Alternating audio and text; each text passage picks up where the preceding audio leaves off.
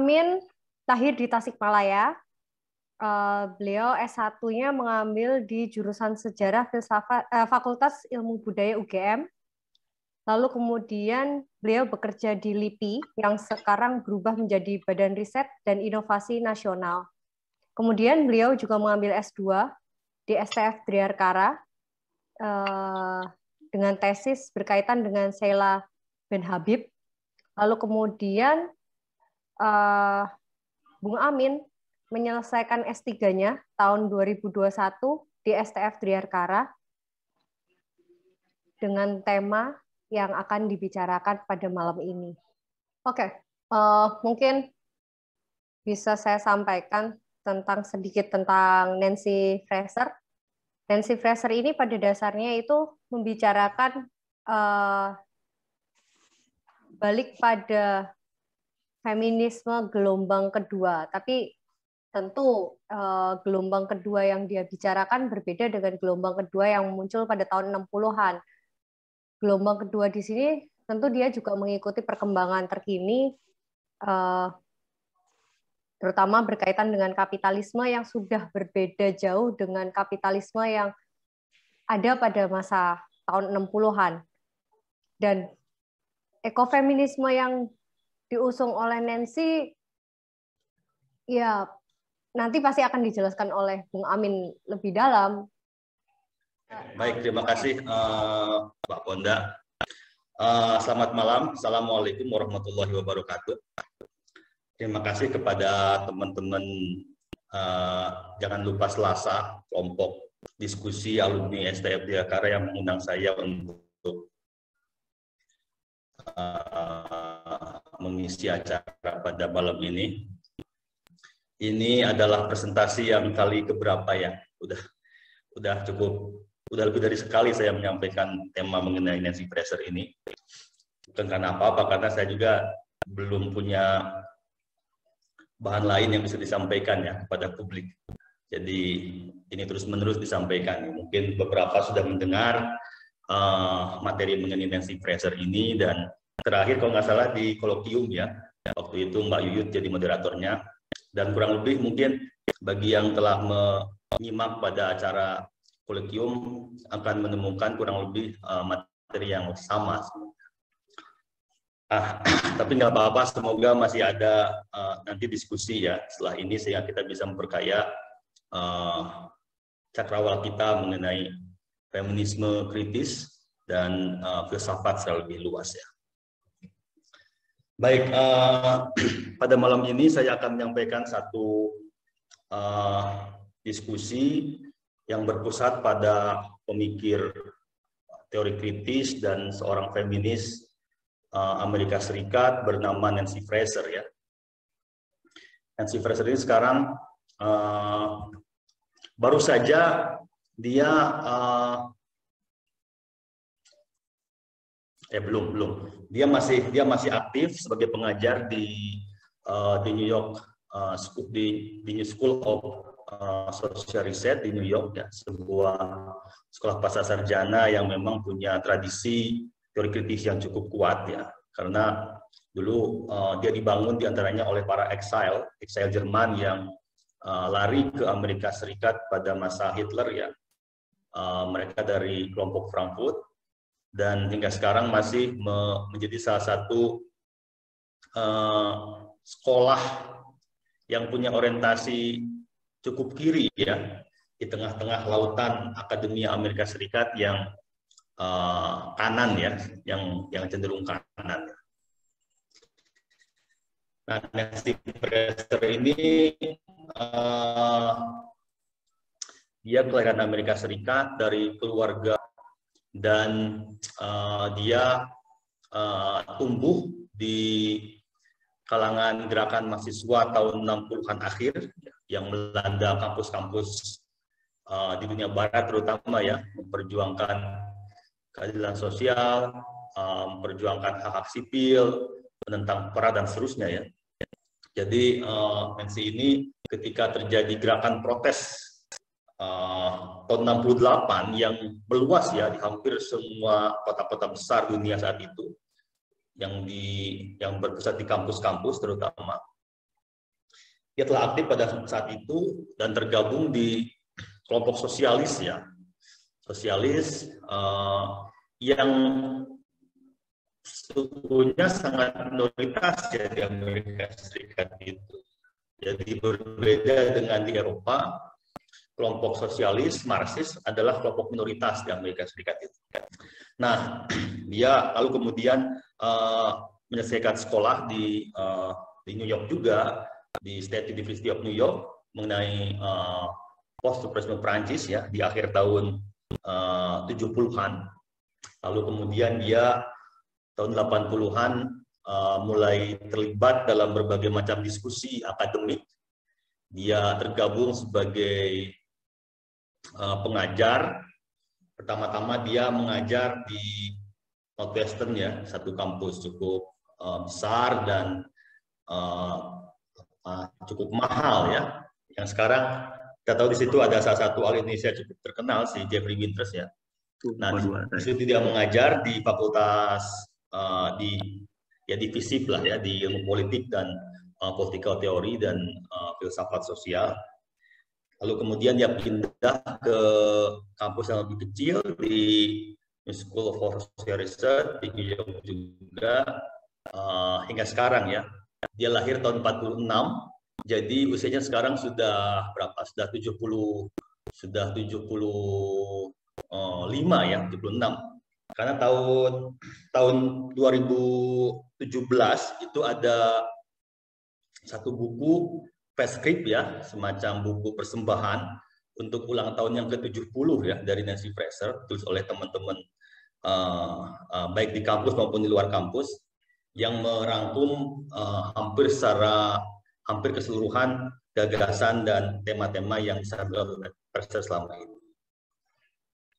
Nah, baik itu kurang lebih background dari Nancy Fraser. Nah, sekarang saya akan masuk ke dalam ke dalam diskusi kita ya. Pertama-tama saya akan menyampaikan konteksnya. Apa konteks dari pemikiran Nancy Fraser ini? Kalau kita perhatikan ya, dia mulai menulis buku atau artikel yang berpengaruh sejak tahun 80-an pertengahan. Dia menulis satu artikel yang sangat terkenal, kritik terhadap teori kritisnya Habermas ya. Lalu kemudian di tahun 90-an dia terlibat perdebatan dengan Axel Honneth mengenai keadilan. Lalu kemudian di akhir 2000-an dia masuk ke dalam diskusi mengenai globalisasi dan transnational issues ya. Kemudian belakangan dia masuk lagi setelah krisis ekonomi yang cukup luas 2008 di berbagai negara barat itu, dia lalu masuk ke dalam diskusi yang lebih dalam mengenai kritik kapitalisme ya. Nah, dari keseluruhan dari episode pemikiran dari sejak tahun 80-an awal hingga 2022 ini, dia masih diundang ke berbagai macam komunitas, ke berbagai kampus ya untuk menyampaikan pandangannya hingga awal-awal tahun 2022 ini. Saya lihat ada video dia tahun 2022 kalau nggak salah ya, awal, jadi masih bulan lalu itu dia masih berbicara mengenai banyak hal. Nah, kalau kita lihat secara keseluruhan, maka sebenarnya konteks dari pemikiran Fraser itu adalah respon ya, tanggapan terhadap adanya pergeseran modus kapitalisme dari kapitalisme negara yang dikelola negara ya ke neoliberalisme. Jadi pergeseran dari situasi ekonomi politik tahun 70-an hingga 80-an awal kurang lebih begitu ya, ke neoliberalisme yang dimulai sejak saat itu awal 80-an, 90-an hingga sekarang ya. Nah, jadi memang inilah konteks yang spesifik ya dari hampir seluruh gagasan dari Fraser. Dia menyebutnya sebagai kondisi pasca sosialis ya. Jadi setelah runtuhnya komunisme di Soviet, mundurnya berbagai macam kekuatan sosialis di berbagai negara yang lain, kemudian munculnya berbagai macam kebijakan neoliberal sejak tahun yang dalam sejarah pemikiran kita tahu ada gagasan dari dan juga praktik kebijakan publik dari Margaret Thatcher di Inggris, kemudian Ronald Reagan di Amerika Serikat, dan berbagai pemerintahan nasional di seluruh dunia ya. Tidak terkecuali di Indonesia, kita tahu sejak 80-an pertengahan ada deregulasi perbankan macam-macam, sehingga kemudian Orde Baru yang tadinya lebih berorientasi pada kita bisa bilang kapitalisme berbasis pada pengelolaan negara, itu menjadi lebih neoliberal ya, di mana pasar kemudian lebih memerankan perannya dalam perekonomian, bahkan juga di bidang-bidang yang lain ya, yaitu juga sosial, politik hingga kebudayaan. Nah, pergeseran modus kapitalisme ini menurut Fraser itu mengakibatkan krisis kritik ya. Jadi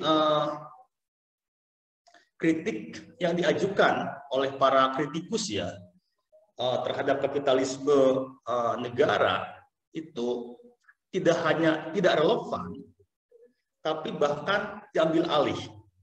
Ya, menggunakan istilah resignifikansi ya, istilah dari Judith Butler sebenarnya. Diambil alih dan dimaknai baru dan dijadikan legitimasi oleh neoliberalisme.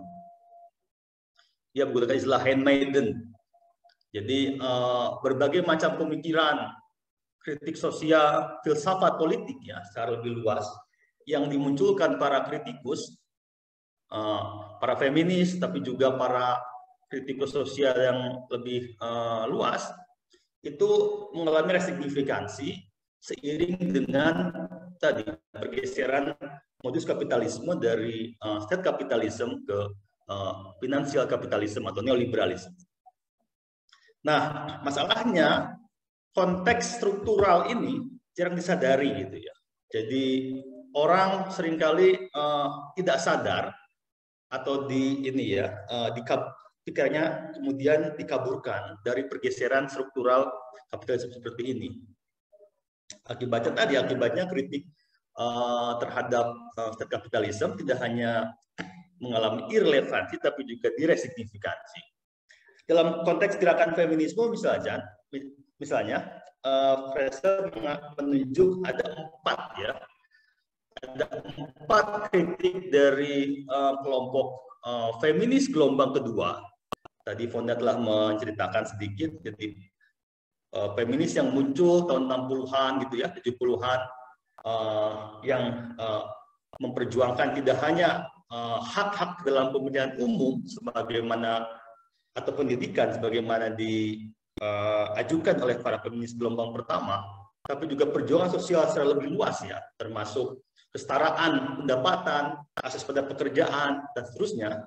Itu ada 4 kritik di sebelah mereka. Fraser menyebut ada kritik statisme, etatisme, kemudian kritik ekonomisme, kemudian ada kritik androsentisme, lalu ada kritik Westphalianisme ya. Kritik itu kritik yang diajukan oleh para feminis gelombang kedua terhadap state capitalism, yang kemudian justru kritik tersebut digunakan oleh katakanlah kelompok epistemik yang menjadi sokoguru neoliberalisme untuk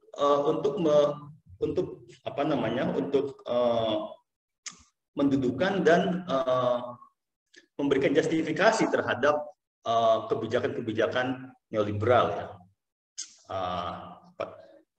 Misalnya kritik androsentrisme dan kritik etatisme dari para feminis gelombang kedua dijadikan justifikasi oleh para perencana neoliberal untuk mereduksi bahkan menghilangkan ya praktik kebijakan welfare state misalkan ya, karena negara dianggap justru sebagai penghalang ya bagi kreativitas, bagi inovasi individu perempuan ya kelas menengah saat itu.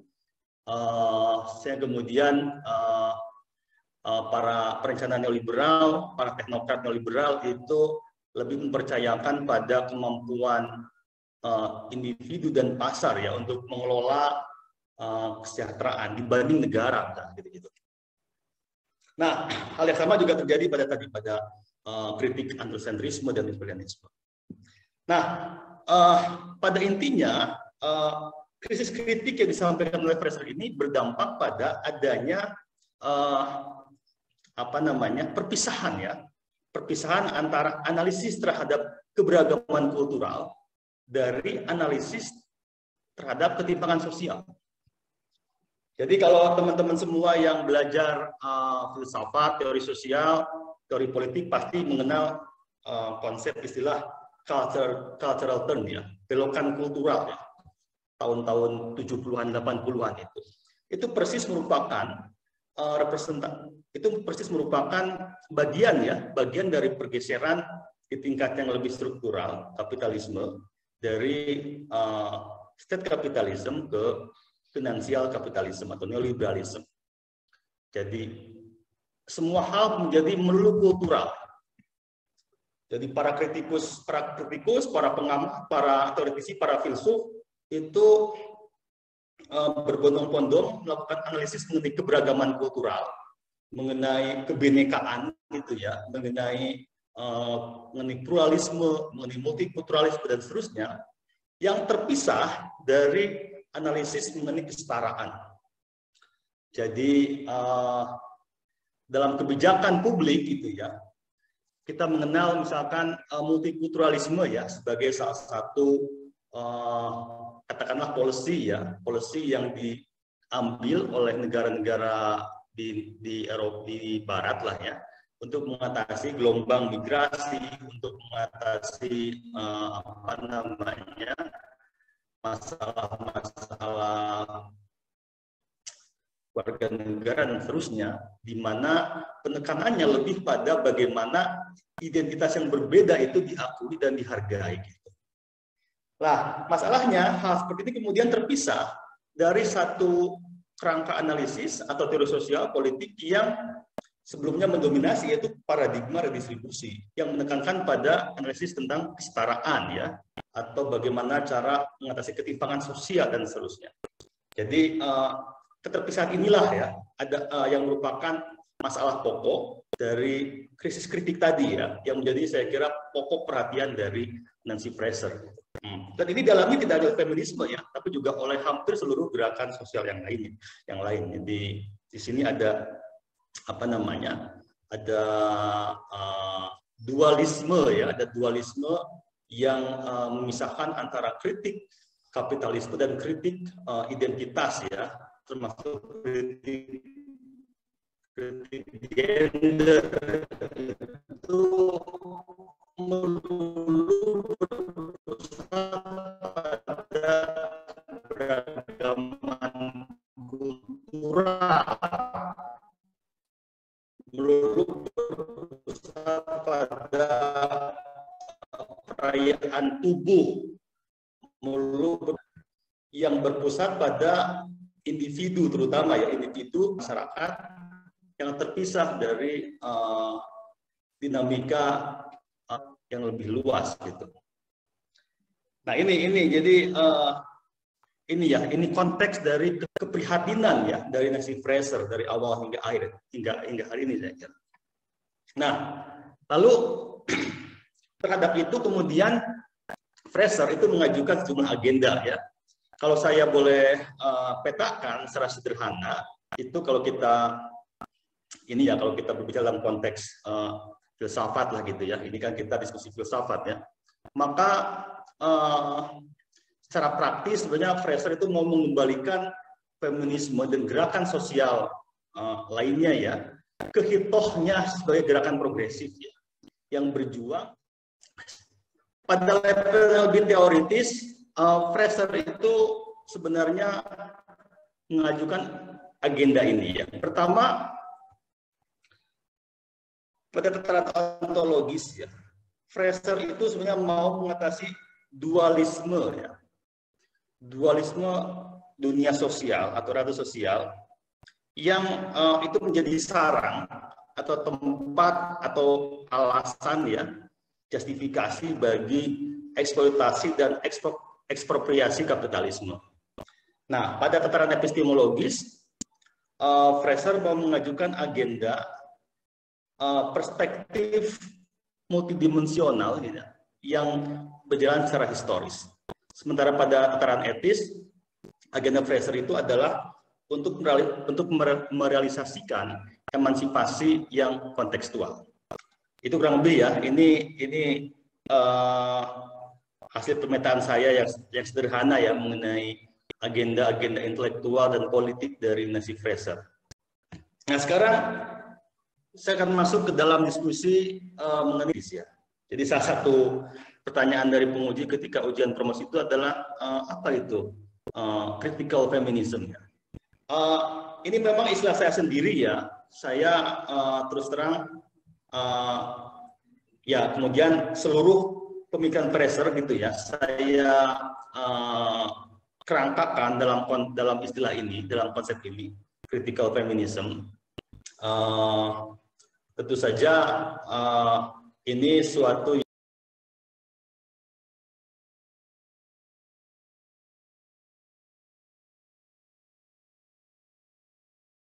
Bung Amin. Sorry. Ya, sudah masuk lagi? Sudah. Ininya belum. Share screen-nya belum.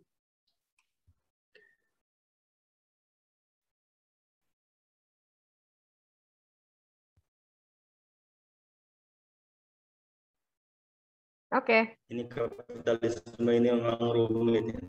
Jadi mati-mati melulu. Oke.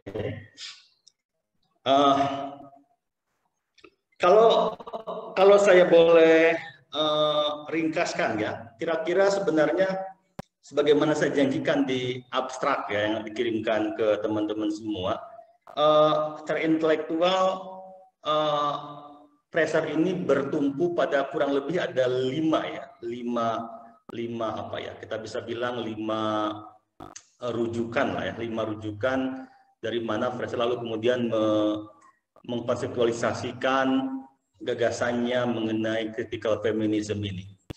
Pertama tentu saja Fraser menuliskan agenda sosialis feminis yang tampaknya mentok ya pada periode 70-an 80-an dengan jargonnya atau dengan kesimpulannya yang disebut dalam sebuah buku yang sangat populer ya, The Unhappy Marriage Between Marxism dan Feminism. Kita tahu saat itu ada debat yang sangat luas mengenai apakah mungkin tidak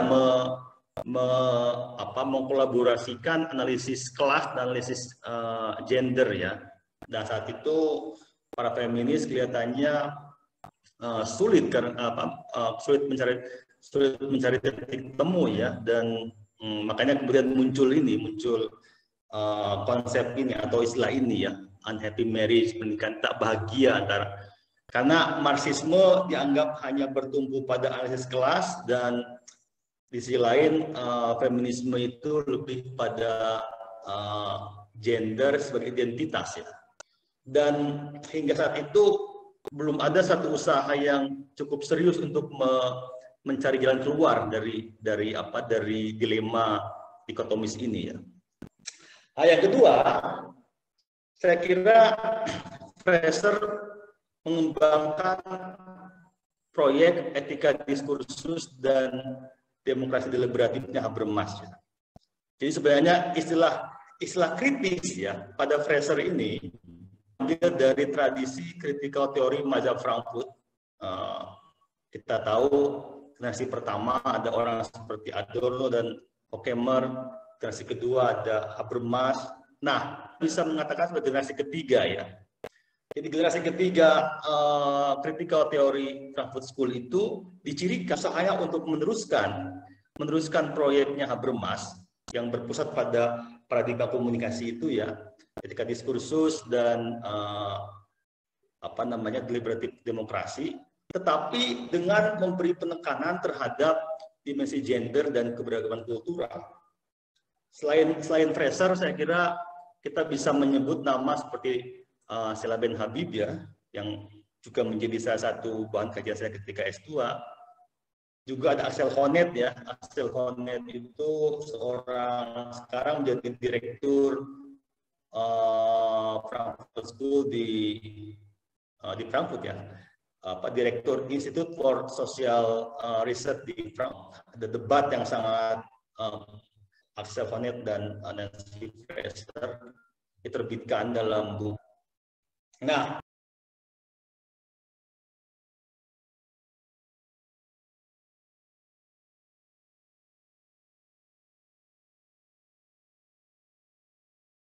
oke, sepertinya Bung Amin benar-benar menghilang.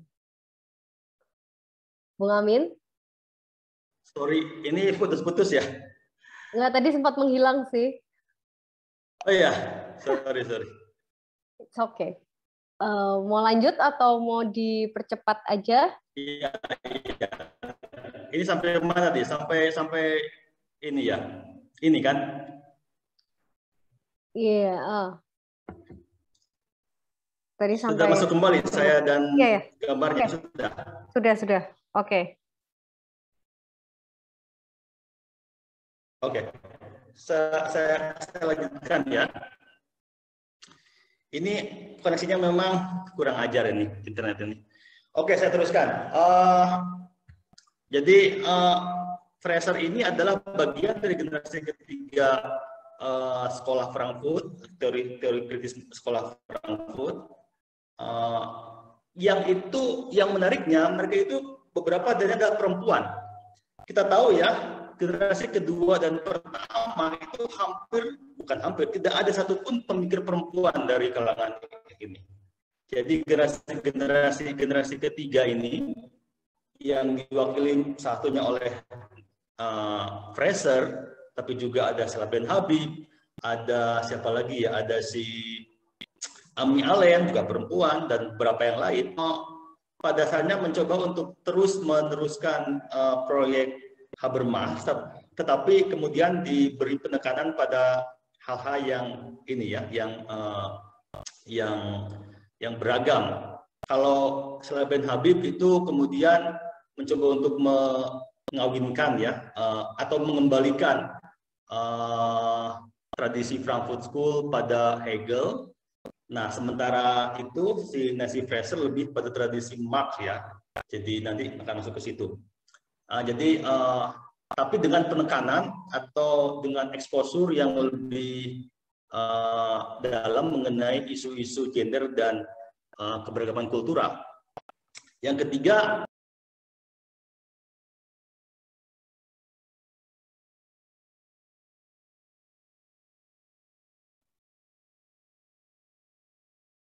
oke. Kang Amin? Mati, sorry. Mungkin bisa dimatikan aja videonya ya. Ya. Videonya matikan ya. Nah, ya, oke. Oke. Silahkan. Oke, sorry. Ya.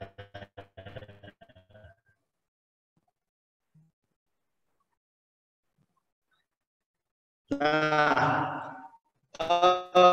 selanjutnya justru di yang ketiga ini, di buku pertama Nancy Fraser yang terbit tahun 80-an, justru dia mencoba untuk mengadaptasi atau mengadopsi ya inspirasi dari Foucault ya. Jadi dia mencoba menerapkan bagaimana konsep power dari Foucault itu bisa digunakan dan memang berguna ya untuk memahami kompleksitas masyarakat kapitalis, termasuk isu-isu keberagaman kultural yang menjadi concern kelompok-kelompok feminis ya. Masalahnya adalah memang salah satu kelemahan dari Foucault atau poststrukturalisme secara lebih luas adalah memang kurang atau bahkan tidak memiliki dimensi bobot normatif ya. Maka kemudian baca tulisan-tulisan Foucault di bagian itu adalah bagaimana Fraser itu berusaha untuk mengawinkan ya Habermas dan Foucault ya. Dari Habermas dia mengambil dimensi normatifnya, sementara dari Foucault di teori sosialnya ya, bagaimana melihat realitas sosial yang beragam, yang historis dan mikro gitu ya, tanpa kemudian terlepas dari dimensi etik, ciri khas dari mazhab Frankfurt. Nah, yang keempat saya kira salah satu rujukan atau dasar-dasar pemikiran dari Fraser itu adalah Polanyi ya. Polanyi mengenai kemelekatan ya. Di antaranya teori dia mengenai gerak ganda antara marketization dan social protection. Si Fraser mencoba untuk merekonstruksi teori tersebut. Kemudian saya melakukan kajian terhadap tema-tema ruang publik dan di keadilan. Fraser itu diskusikan adanya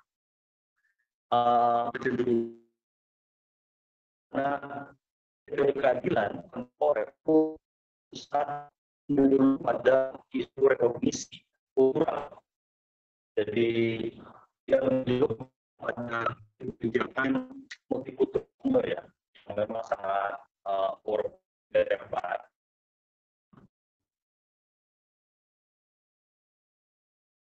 Yang kebinekaan diterima oleh masyarakat. Nah, penekanan melulu pada soal-soal remisi ini dilihat Fraser itu kemudian mengabaikan aspek-aspek redistribusi ekonomi ya. Jadi kembali ke misalkan ke contoh tadi soal kebijakan kultural, maka ditekannya lebih pada kelompok-kelompok etnis minoritas ya, yang dilihat secara kultural. Sementara kelompok-kelompok yang berbasis pada kelas sosial ya, itu hampir tidak menjadi perhatian tidak hanya dalam kebijakan publik, juga lebih abstrak pada teori sosial ya. Jadi analisis mengenai posisi kelompok-kelompok yang termarginalisasikan ya dari ruang publik itu tidak lagi menjadi perhatian dalam teori keadilan kontemporer. Itulah ini bagaimana ini. Nah, bagi Fraser ini sesuatu yang bermanfaat, melakukan verifikasi identitas dan diskusi yang berbahaya ya. Dia mengusulkan. Maaf Kang Amin. Ya. Karena tetap nggak stabil, mungkin dimatikan aja videonya. Cukup suaranya Kang Amin. Oke. Nah, kemudian Fraser mengusulkan supaya keadilan sosial itu dilihat sebagai masalah status ya, sebagai masalah status yang diletakkan dalam konteks kelas sosial. Jadi seseorang itu pertama-tama dilihat status sosialnya dalam kelas tertentu ya, bukan identitasnya dalam kelompok kultural tertentu. Nah, ini bagi Fraser bisa mengatasi masalah-masalah keadilan yang melulu bersifat kultural. Jadi pada level lebih praktis, misalkan kebijakan publik itu sebaiknya melihat orang itu pertama-tama status sosialnya apa, bukan identitas kulturalnya. Itu kurang lebih gitulah ya. Nanti saya akan sebut ke Indonesia. Yang kedua, ruang publik. Dalam isu ini berangkat dari kritik pada konsep ruang publiknya Habermas, yang menunjukkan bahwa kerangka teoritis yang digunakan para pemikir, terutama Habermas dan para pengikutnya ya, itu cenderung melihat publik sebagai sesuatu yang netral, ya. Yang tidak melihat ada kesenjangan sosial di dalamnya, dan mendikotomisasikan antara privat dan publik yang berdampak negatif bagi keberadaan kelompok-kelompok marginal termasuk perempuan ya. Jadi posisi perempuan, posisi anak, posisi kelompok-kelompok minoritas tidak tampak dalam kerangka analisis ruang publiknya Habermas. Oleh karena itu dia mengajukan satu konsep teoritis mengenai publik tandingan subaltern ya.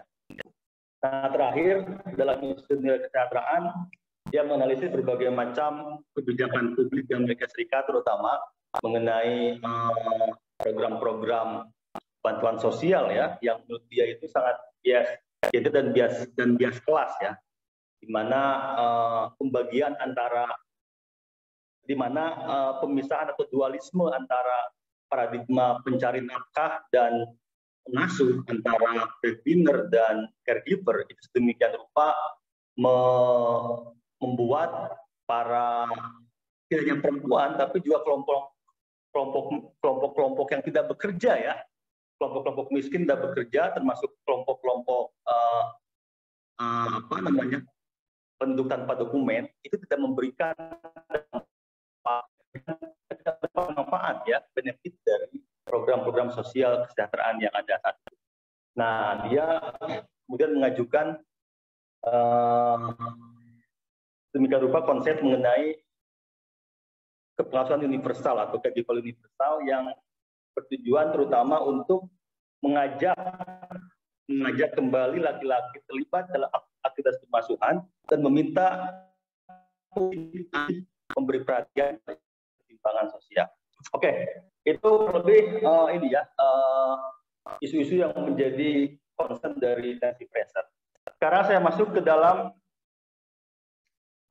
tema Indonesia. Jadi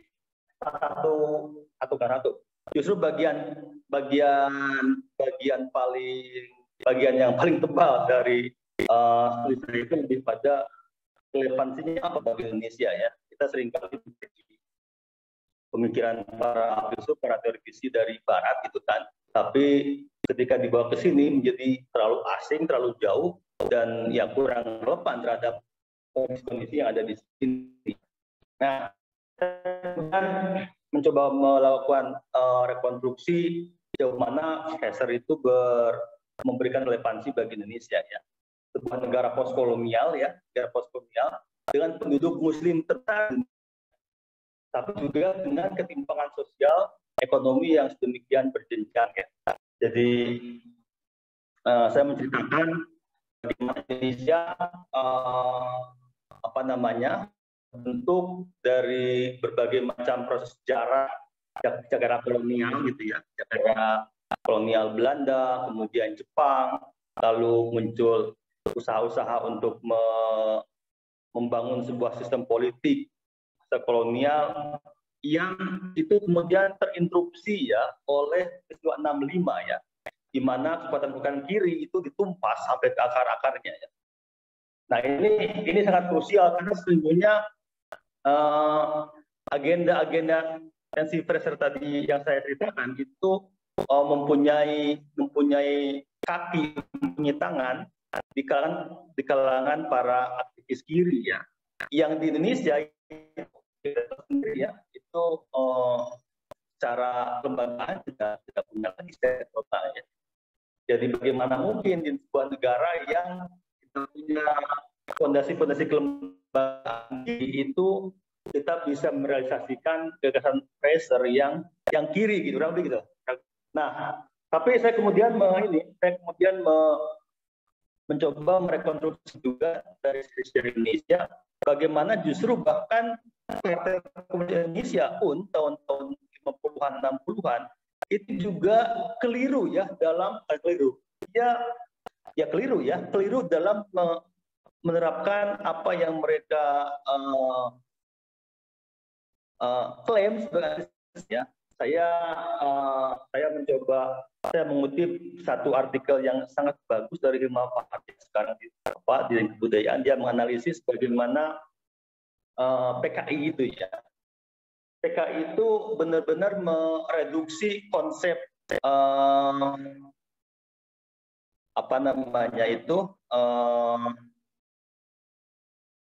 kelas itu pada hanya dimensi produksi ekonomi ya. Jadi padahal sebenarnya sendiri telah mengindikasikan pentingnya dimensi reproduksi ya yang ada sebagai dalam bahasa Fresh itu sebagai background of capitalism gitu.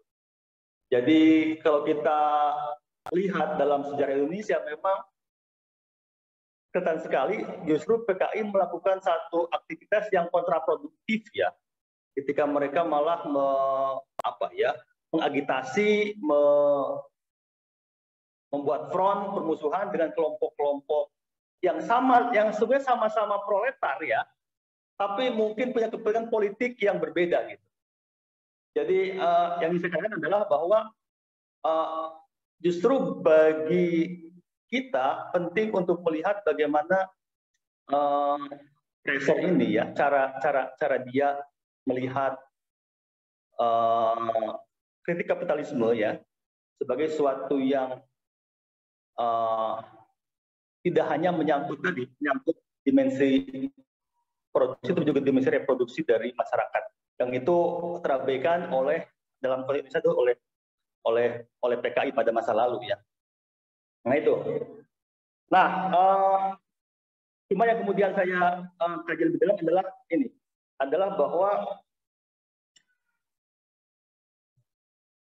konsep keadilan dari Nancy Fraser yang bersifat multidimensional ya. Jadi dia mengajukan bagaimana kita harus melihat keadilan sebagai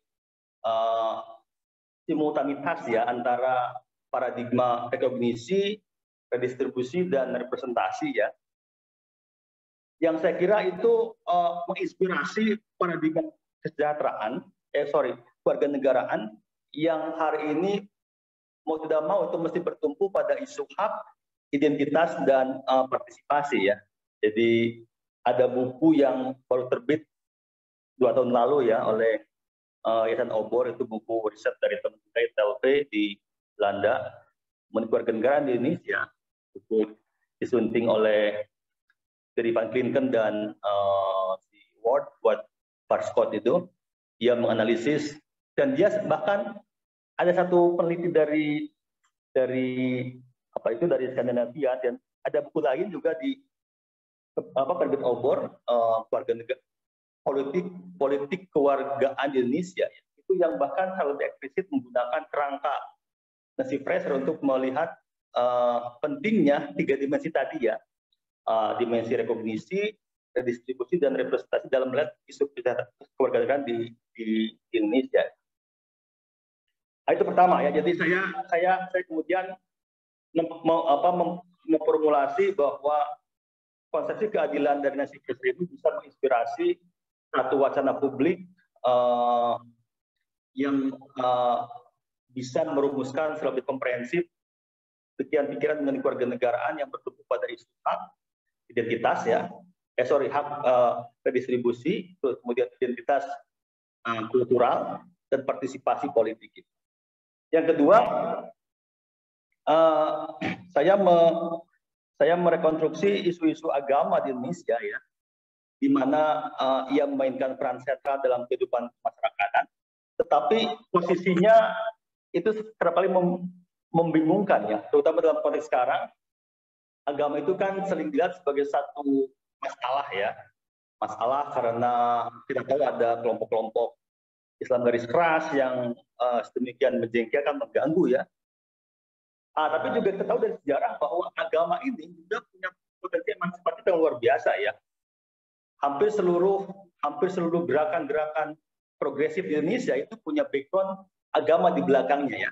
Dari mulai zaman zakat Islam pada masa kolonial, kemudian sekarang kita tahu gerakan-gerakan sosial yang ada di Indonesia yang bisa kita bilang gerakan emansipatif itu umumnya itu punya background keagamaan di belakang, punya background keagamaan. Nah, dalam hal ini saya kira konsepsi publik tandingannya si Nancy Fraser itu mendapatkan alternatif untuk menangani masalah ini.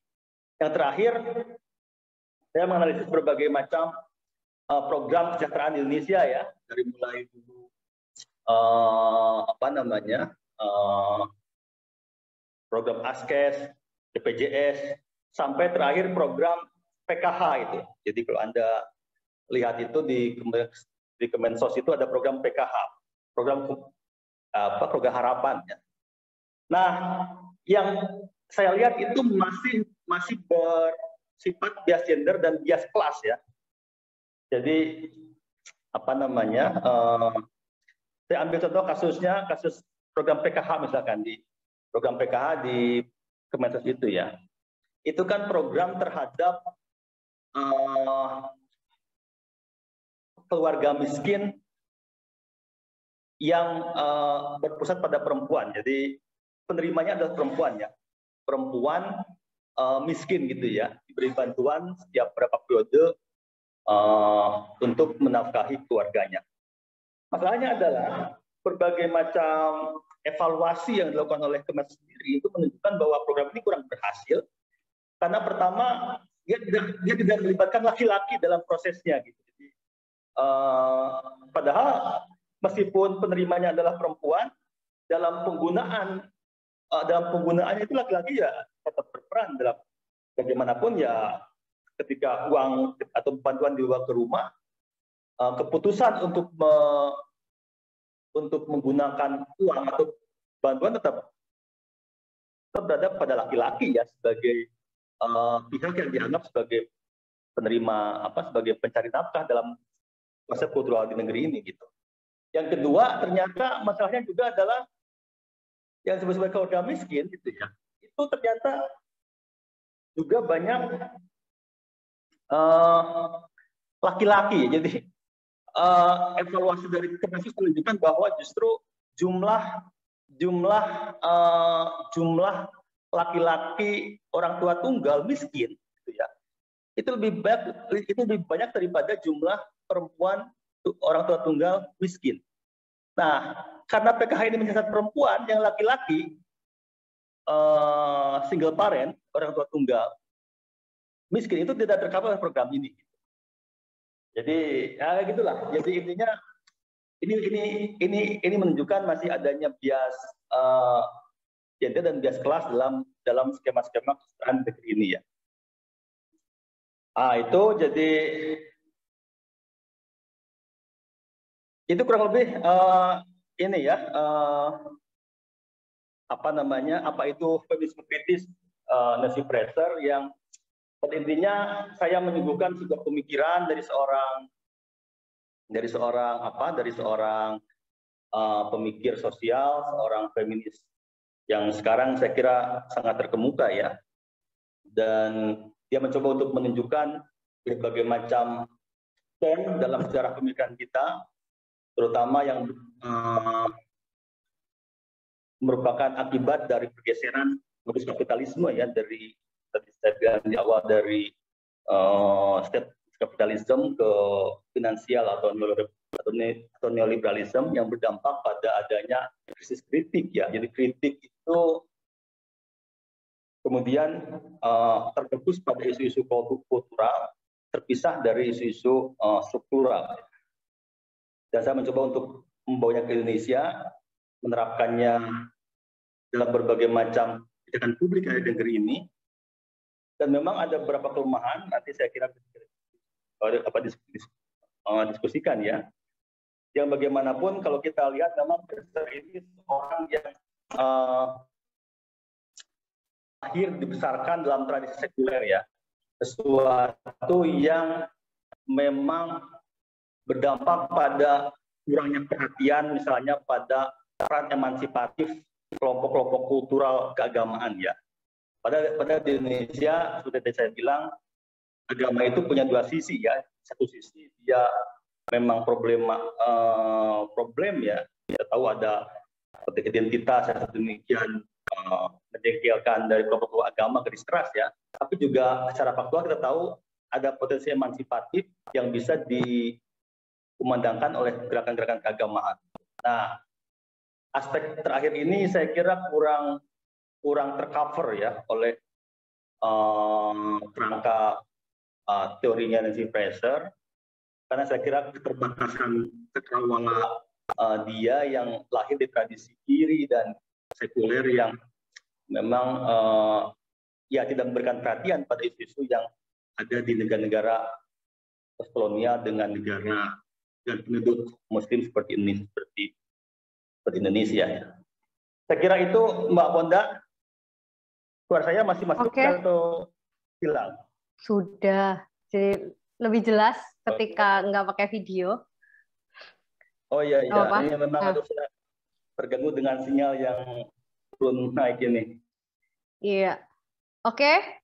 Mungkin bisa kita buka sesi diskusi. Untuk yang mau bertanya, silahkan raise your hand. Sebenarnya diskusinya